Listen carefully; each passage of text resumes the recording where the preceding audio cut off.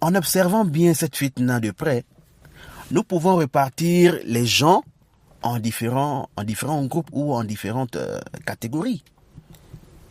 Naam.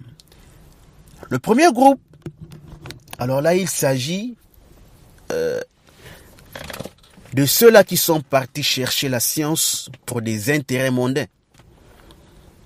Le prestige, les honneurs, pour occuper des grands postes après leur retour au pays, pour se sentir au-dessus des autres, pour vouloir être à la tête des affaires religieuses au pays et jouir des profits et des biens qu'eux-mêmes connaissent. Ce sont eux qui doivent diriger. Ils ne veulent pas être dirigés. Ce sont eux qui doivent diriger. Ce groupe-là a causé beaucoup de tort aux gens. Et ils ont créé beaucoup de désordre. Beaucoup de désordre. Car d'abord, ici, là, concernant ces histoires de postes, ça ne nous intéresse pas, walhamdulillah. Et on demande à Allah de nous éloigner de cette épreuve-là. Et c'est vraiment une épreuve. C'est une fitna. Ça ne nous intéresse pas. Mais on va quand même en parler. On va en parler.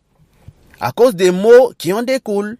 Et les frères qui ont ce genre d'intention et qui visent ce genre de choses, où sont passées leurs raisons?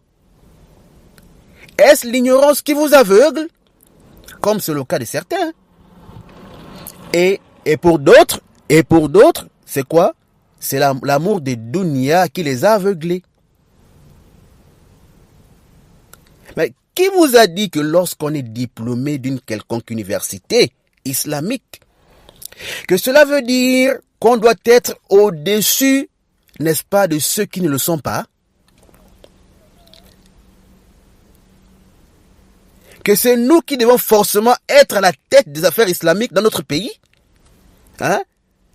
C'est nous qui devons forcément être des imams, des mosquées? Même si on ne connaît rien? Parce qu'on a quoi, les diplômes? Pensez-vous qu'avoir un diplôme est synonyme d'avoir la science? Ou bien, vous savez très bien qu'avoir un diplôme n'est pas synonyme d'avoir la science, mais vous voulez simplement tromper les ignorants. Et vous voulez, n'est-ce pas, ou vous ne faites que suivre votre passion.